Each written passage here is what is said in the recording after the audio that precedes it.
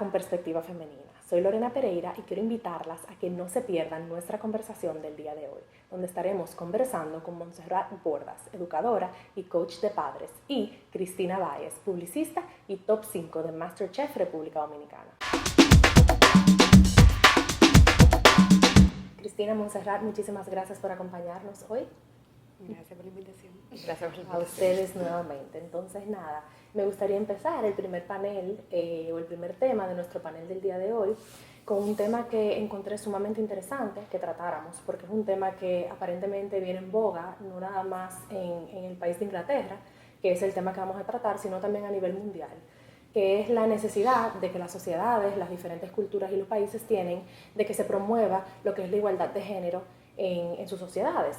Es que recientemente en Inglaterra, en diciembre del año pasado, se promovió una regulación donde se requiere que en todo tema que tenga que ver con mercadeo, publicidad, anuncios, las imágenes que se utilicen, tanto de hombres como de mujeres, no los encasillen en un rol en específico donde sean labores tildadas o usualmente estereotipadas como de mujer o de hombre, sino más bien que se creen roles que puedan ser realizados tanto por hombres o como mujeres en esas campañas de marketing, para entonces con ello promover esa igualdad de género. Con esto, por ejemplo, se da el caso de cosas que prohibieron en esos anuncios, como era, por ejemplo, que si van a hacer quehaceres del hogar o si vas a promocionar, por ejemplo, un jabón de limpieza, que entonces se tenga que incluir tanto mujeres como hombres, que no se incluya, por ejemplo, un hombre que no puede hacer el laundry, ni una mujer que si van a promover, por ejemplo, un producto de dieta, te digan, is your body bikini ready? O cosas así, para entonces evitar estos encasillamientos. Hay otros países que, al igual que Inglaterra, han tomado acción con relación a estos temas, específicamente desde el punto de vista de mercadeo, como son, por ejemplo, Finlandia, Francia, Noruega, Sudáfrica, Grecia y otros. Y con eso me gustaría conversar con ustedes sobre este tema y ver qué opinan ustedes de una regulación de este tipo, desde ese punto de vista, y además de eso, si ustedes entienden que la República Dominicana está socioculturalmente quizás lista para quizás emular estos ejemplos y proceder con regulaciones de este tipo. Yo creo que vale la pena recalcar que no son todos los estereotipos de género que están prohibidos, son los estereotipos de géneros que pueden resultar dañinos para la igualdad de género. Y creo que es una distinción muy importante porque como mujer moderna que apoya la igualdad de género me parece fantástico, pero como publicista en práctica puede resultar un poco irreal el querer insertar hombre y mujer en absolutamente todos los roles. Porque tú tienes un producto que va dirigido a X público. Entonces, si tu target es mujer de 25 a 35, de nivel socioeconómico A a B, tú no puedes poner a un hombre, porque al final del día tu público es ese. Lo que sí es muy importante de esta nueva ley es que los estereotipos negativos y dañinos sí están siendo tomados en cuenta. Un ejemplo sería que el hombre, por ser hombre, es incapaz de fregar el plato con el producto de nuestro cliente, ¿verdad? Pensando como publicista. Ya ahí sí sabemos, vivimos en una sociedad moderna o quisiéramos vivir en una sociedad moderna en la que la igualdad de género sí se está promocionando todos los días más. Nos quedan, especialmente en República Dominicana, mucho trayecto por recorrer. Claro.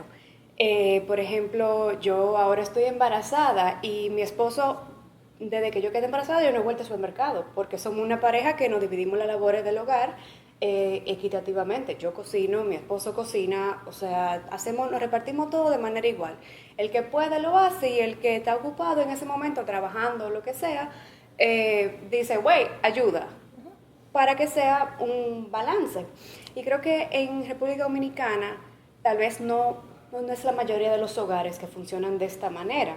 Eso se ve ya afecta a una cantidad de otros factores que la gente tal vez piense que son, bueno, es una tontería que mi esposo friegue. Bueno, no necesariamente, porque eso se traduce a otros aspectos, como que, por ejemplo, el hombre no pueda quedarse en casa a cuidar los niños por ser hombre. No es real. Un padre tiene 50-50 o, como dicen, 100-100, ambos tienen que poner su 100% para ser padres. Y hasta que esos factores no se vayan permeando en nuestra sociedad en el tema de igualdad de género, seguiremos viviendo en una sociedad sumamente machista, donde los feminicidios son arrasadores. La tasa de embarazo en adolescentes estamos en el número 1 de Latinoamérica, creo que vi hoy. Entonces uno dice, bueno, son cosas aisladas, pero no, todo tiene que ver con el género, la mujer, el hombre, los roles que nosotros... Con un mismo problema, claro, sí, definitivamente. Y obviamente lo que veo que me estás diciendo es que desde el punto de vista de publicidad, sí, es importante que se promueva esta igualdad de género, pero es importante que se promueva siempre y cuando se entienda que hay productos que están destinados específicamente, por X o Y razón, a ese demographic, claro, o ese público en específico. Que también entonces pues nos lleva a cuestionarnos, como eso pasa ya desde el punto de vista económico, mercadológico, pues entonces, ¿qué podemos hacer? Porque definitivamente todo lo que sea publicidad, todo lo que sea mercadeo, eso se ve visualizado en todo lo que hacemos, en nuestro día a día, y además de eso da un ejemplo para esas generaciones que vienen creciendo. Entonces, si queremos socialmente cambiar, hay un sinnúmero de aspectos que hay que tomar en cuenta para dar ese ejemplo a esas generaciones que vienen creciendo. Especialmente que la cantidad de inversión que se hace en publicidad, claro, hace que tenga mucha visibilidad. Entonces, si podemos insertarlo en el pop culture, la persona lo asimila más fácilmente que tú leyéndolo en el periódico, que la tasa de no sé qué está deportada. Definitivamente. Yo estoy muy de acuerdo con muchas cosas, pero entiendo que no creo que estamos preparados para llevarlo a un plano de ley, a un plano de obligatorio. Todavía en nuestro país hay leyes que inclusive no se respetan y no se siguen. Entonces temo a que se lleve a un extremo, porque no sepamos interpretarlo, por lo menos en nuestro país, donde de por sí muchas cosas se llevan a un extremo u otro, entonces creamos como conflictos donde no existen, y pienso que por más que hayan esas regulaciones, todo va a empezar a un nivel cultural, a un nivel familiar, a un nivel del hogar, de que no importa lo que yo vea, no importa lo que se me promueva visualmente, si yo no lo, como dijiste, si yo no lo tomo como algo que sí puedo asimilar, no va a suceder. Entonces, el temor mío sería más bien como que ese extremo lleve a otro movimiento que sea un opuesto a, porque tendemos a mantenernos muy firmes con nuestras raíces, con lo que conocemos, con lo que es normal para nosotros. Entonces, el llevarlo a ese extremo de tener que interpretar que esto sí, que esto no, que esto sí lo puede hacer una niña, un niño, un hombre, una mujer, pienso que lo deja muy abierto. Entonces, creo que los extremos son malos. Creo que cuando hacemos leyes tan cerradas en ciertas cosas, de algún modo estamos eligiendo como un lado. Y pienso que se puede manejar de una forma más ecuánime, más de la selección del cliente, más de la selección de, como dijiste, del demographic, del target de esa compañía, de esa empresa, obviamente tomando en cuenta que no queremos llevarlo al extremo de que la que siempre lava los platos es la mujer, o de el que siempre juega golf es el hombre, pero esos son extremos que yo creo que de por sí ya naturalmente se han ido cambiando. Ya naturalmente vemos los hombres en diferentes roles, especialmente en Latinoamérica, donde somos una sociedad generalmente patriarca. Vemos que esos roles lentamente han ido cambiando, pero no creo que han sido a base de publicidad y a base de leyes y a base de movimientos tan radicales. Pienso que es poco a poco se va tomando ese cambio y se va tomando como un ejemplo hoy en tu familia, mañana en la de tus hijos, y eso va pasando de generación a generación, pero no de golpe y no por una ley.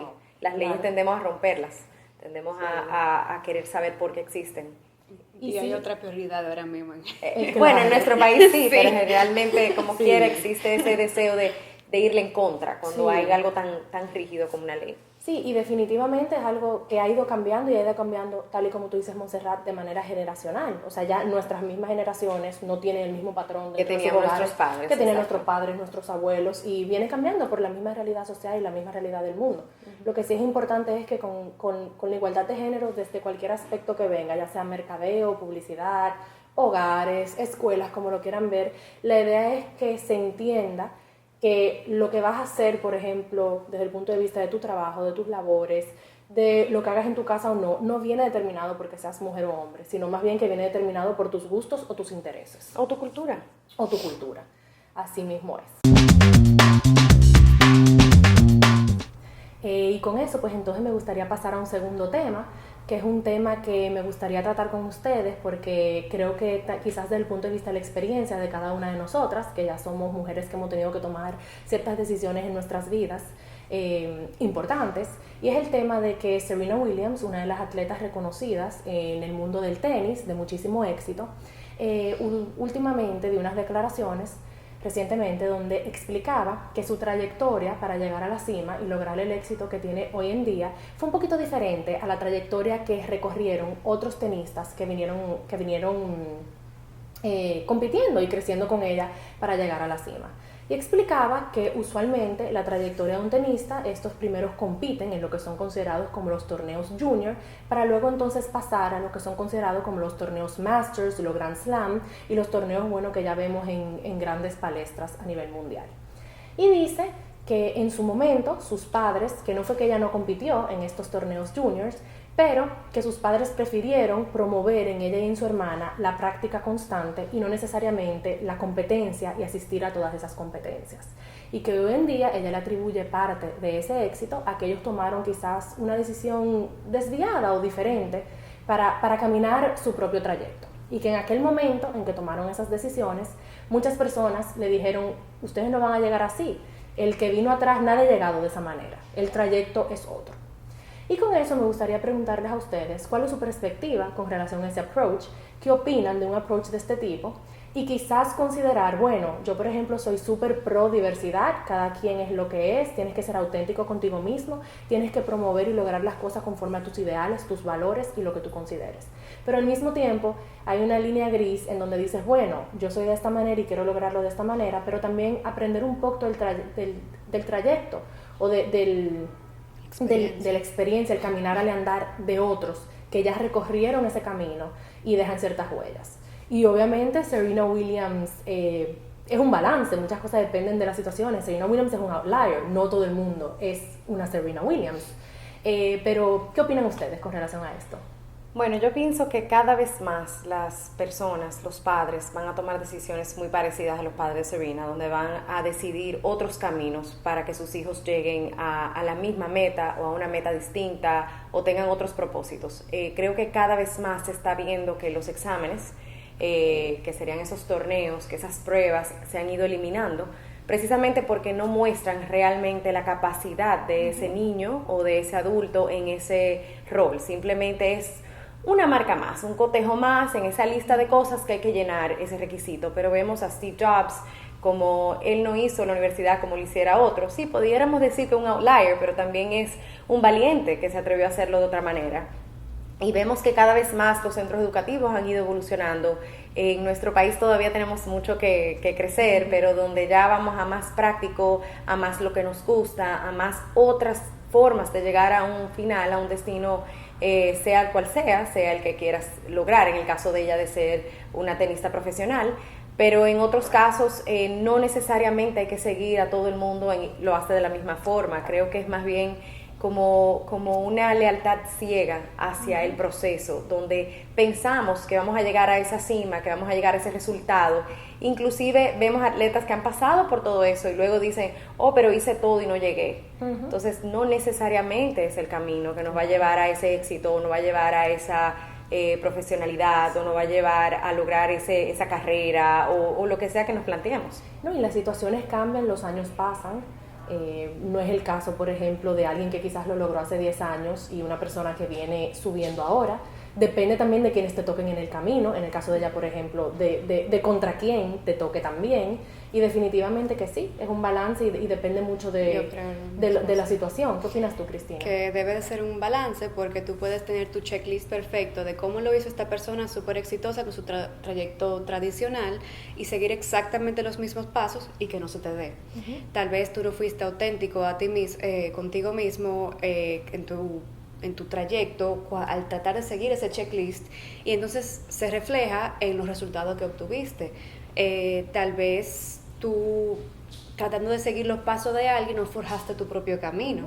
Entonces creo que de verdad hay que balancearlo, y también depende mucho de lo que estés dispuesto a arriesgar en el momento que se te presenten las oportunidades. Porque tal vez una persona como Serena en el momento se dedicó a su carrera un muy largo tiempo, y eso le decían, ¿y tu familia? Ella estaba dispuesta a posponer un poquito su familia para dedicarse de lleno a esto. Tal vez otras personas no están dispuestas a hacer eso porque miden el éxito de una manera muy diferente. Entonces, si para mí el éxito es formar mi familia y mover mi plano profesional a un segundo nivel, yo no puedo seguir la misma trayectoria de una persona que prefiere poner su trayecto profesional en el primer plano y su vida personal en un segundo. Entonces ahí ya vemos como cada uno va balanceando a medida que va tomando sus decisiones de vida, que lo van a llevar a lo que ellos definen como su objetivo o su éxito. Sí, y dependiendo de lo que es importante para cada uno. Lo que hace feliz a uno no hace feliz a otro. Lo que es el éxito para uno, como dices, no es el éxito para otro. Entonces definitivamente es importante, cuando uno toma decisiones, ver primero quién es uno y a qué punto B, A o C quieres llegar. Yo creo que hay que salirse del camino. Sí, hay que forjar nuevos caminos, porque creo que nos estamos volviendo muy monótonos en nuestros procesos de vida, y cómo hacemos las cosas y cómo le caemos atrás a la masa. Sí. Y los medios sociales no ayudan. Y no hay librito tampoco. No hay librito para nada en la vida. No hay librito para hacer pero nada, nadie no se hay atreve librito. a escribir otro. Claro. Nadie se atreve a escribir uno. Nadie se atreve a probarlo de otra manera, porque todos lo hemos hecho igual. Y si quieres, hasta se conecta con el tema anterior, donde, bueno, pero si todo el mundo lo hace de esa manera, lo sigo haciendo de esa forma. Entonces los cambios vienen así, haciendo caminos nuevos. Y a veces la gente tiene miedo también a que lo juzguen. Tal vez no tienen la personalidad para decir, lo voy a hacer a mi manera. Y tal vez le va mejor haciéndolo 100% a su manera, pero no se atreven por miedo a que le digan, o sea, a mí me ha pasado en el plano personal. Yo, muy joven, me casé, tuve mi novio de qué sé yo cuántos años, tuve mi embarazo, no sé qué, todo se fue a pique. Y ahora yo decidí hacer las cosas en un orden diferente al que está preestablecido, se comienzan. Pero tú podías casarte antes de decidir quedar embarazada. Yo no quise, porque la primera vez lo hice así y no me gustó el resultado, y yo decidí ahora. Pero yo tengo una personalidad muy establecida y muy fuerte. Yo, muy tú. Sí, pero yo soy muy auténtica. O sea, yo pienso también que es lo que viviste. O sea, claro, eso te da la fuerza, o sea, tú te vas al me camino, ves que no funciona y tú cambias ese. Y por eso generalmente las personas, Serena tenía sus padres que la guiaron a través de ese camino, pero normalmente uno ya después de los 30 empieza a cambiar un poquito ese qué dirán. Claro, porque las experiencias te van creando esa firmeza. Sí, y por ejemplo me dicen que tú pudiste, saltan con todo tipo de tonterías por las redes sociales, porque todo el mundo tiene una opinión y un micrófono y lo ejerce. Lo utiliza. Sí. Entonces yo simplemente digo, esto me funciona a mí.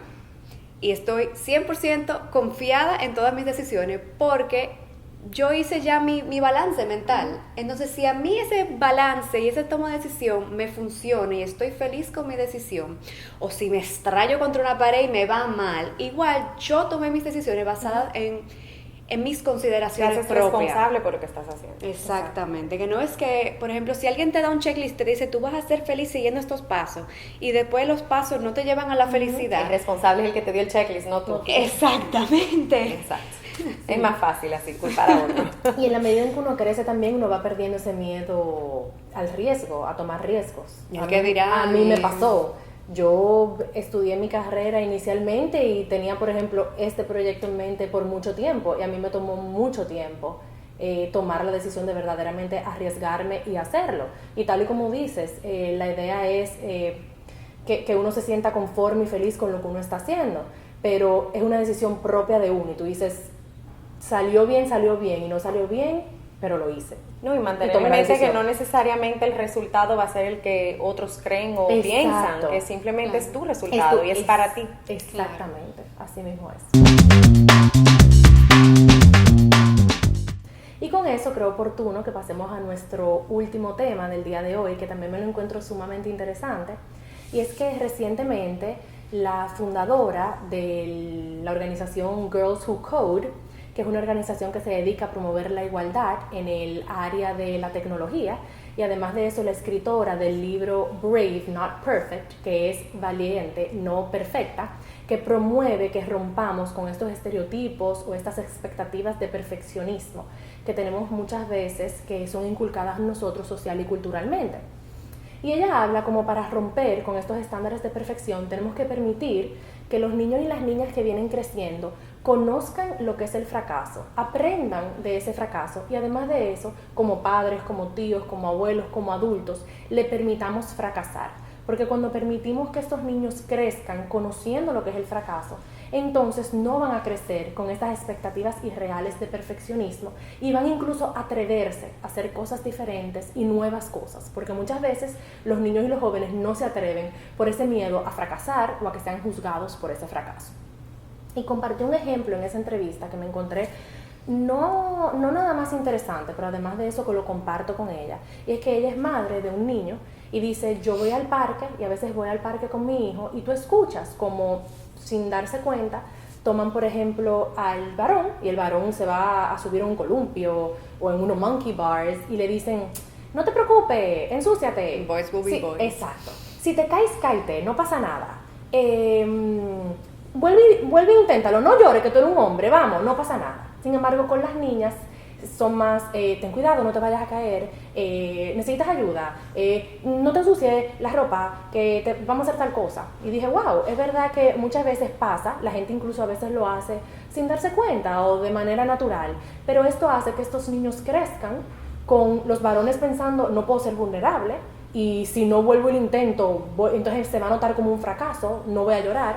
Y las niñas entonces entienden que caerse está mal, o fracasar y volverlo a intentar está mal. ¿Qué opinan ustedes de un approach de este tipo y de lo que dice ella con esto de permitir a nuestros niños fracasar? Y entienden ustedes que quizás por eso muchas mujeres crecemos con estas expectativas de querer ser superwoman, que son estándares que no son sostenibles. Ve tú primero, que es más como un tema de tu área. Bueno, realmente yo digo que las consecuencias naturales, que es lo que es el fracaso en la vida y en la crianza de nuestros hijos, no surgen porque nosotros los padres no nos atrevemos a dejar que los niños, y la palabra no es sufrir, es que aprendan por sí solos. Entonces tenemos esas madres que sobreprotegen, que sobreprotegemos, porque no queremos que te caigas, porque no queremos que te ensucies, porque no queremos que te veas mal. Y tenemos esas madres también que entonces la misma lo proyectan con los varones o con los hombres, donde es no llores, sé fuerte, porque ese es el estereotipo precisamente de cada una de las personalidades en el mundo. O sea, el hombre supuestamente es y la hembra supuestamente es. Entonces, pienso que sí, que hay que educar a los padres más que nada. No es al colegio, no es a la maestra, no es a la sociedad tanto como a los padres, a permitirse fracasar en ese rol donde llamamos fracaso el que tu hijo tal vez se ensucie, donde llamamos fracaso tal vez que esa fiesta perfecta de cumpleaños no quede tan perfecta. Entonces pienso que se enseña con el modelo, con el ejemplo de que nosotros podemos también equivocarnos, porque no hacemos nada con decirle a nuestros hijos, sí cáete, sí ensúciate, sí aprende, cuando nosotros mismos no nos lo permitimos hacer. Entonces no es solamente educarlos, es hacerlo para que nos vean, porque son esponjas nuestras, aprenden de lo que nosotros hacemos y de lo que nosotros decimos, más que lo que nosotros le decimos a ellos que hagan. Entonces nos pasamos mucho tiempo dándole clase a los niños, o sea, diciéndole, hablándole, yo le llamo la cantaleta a los niños, pero ¿cuánto tiempo pasas demostrándole lo que quieres que ellos hagan? Entonces, si soy esa mujer perfecta, puesta en mi lugar siempre, donde no me equivoco, donde no me atrevo a tomar un riesgo de vida, pero te digo, cállate y ensúciate, no tengo una coherencia. Entonces, ahí es que viene ese tema de la perfección, va, yo creo que un poco más allá que ese niño en el parque. Va a esa mamá que se atreve a hacerlo diferente, a coger otro camino, a mostrar que es vulnerable, a que ese papá lleve a su hijo al parque y no sea solamente la mamá, y que puedan jugar juegos uno entre los otros, fracasando y no fracasando. Pero los padres tienen que ser parte de eso, no es solamente el niño. Entonces no se trata tampoco únicamente de decirlo o hablarlo, sino de emular con el ejemplo. Como correcto, entonces eso ya toma mucho más trabajo para el adulto, porque como dices, venimos de generaciones donde ya nos han enseñado a ser así, y no es algo que se borra, es algo que, como dijiste, o sea, en el parque se ve eso inconscientemente, como los padres dicen cosas que si uno se detiene a escuchar son terribles, la gran mayoría de las cosas que los padres le dicen a los hijos. Pórtate bien, estate quieto, no te subas ahí, cuidado si te caes, te vas a dar. Declaramos muchas cosas, pero ¿cómo nos estamos portando nosotros? ¿Cómo nos estamos portando nosotros frente a ellos? Es lo que realmente le está modelando ese ejemplo del fracaso, que como dices, nos cuesta, te costó arrancar un proyecto, me costó a mí en lo personal arrancar un proyecto, por miedo, por temor, que dirán, pero en el fondo es ese miedo al fracaso, al rechazo. Entonces, si nuestros hijos no nos ven fracasar, no van a aprender cómo hacerlo. Así es.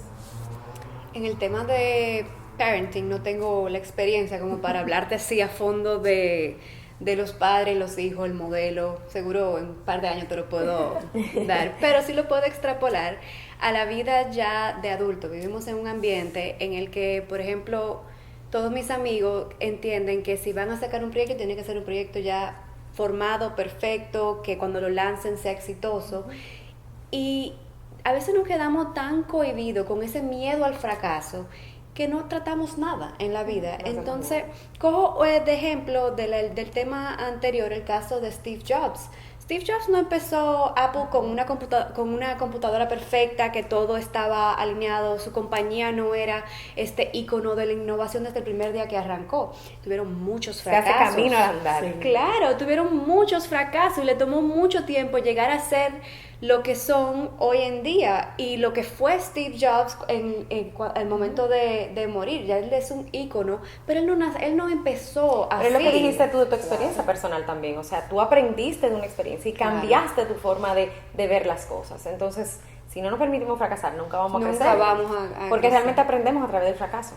Y hay mucho de prueba y error. A veces inicias con una idea, con un concepto. Se va moldeando. Y se va moldeando. Y en la medida en que vas caminando, en la medida en que vas viendo, eso que inició de una manera, pues que cobra vida de otra manera. Y también te das cuenta que, mira, no fue un fracaso, fue una evolución. O encuentras otro nicho. De vida, y uno va entonces ahí moldeando tal vez algo mejor de lo que tú originalmente querías que fuera perfecto, porque uno tiene un concepto en su cabeza que tal vez en práctica no funcione, pero ¿cómo lo vas a saber a menos que lo pongas en práctica? Claro. A mí me encanta decir que la perfección no existe y que es una ilusión. Y el control, que es el sinónimo de perfección prácticamente, porque queremos controlarlo todo para ser perfectos. Todo eso nace por los sistemas, o sea, el sistema educativo. Los sistemas que existen te llevan a pensar que hay un checklist para cumplir, para llenar un rol, para llegar a algo. Entonces nos queremos meter en esa cajita porque es más cómodo saber para dónde voy que tener que tomar una decisión, hacer lo que hizo Serena y irse por otra vía, hacer lo que hizo Steve Jobs o realmente caer y fracasar, porque fracasaron en su trayecto muchas veces antes de poder lograr esa meta, antes de llegar a ese renombre.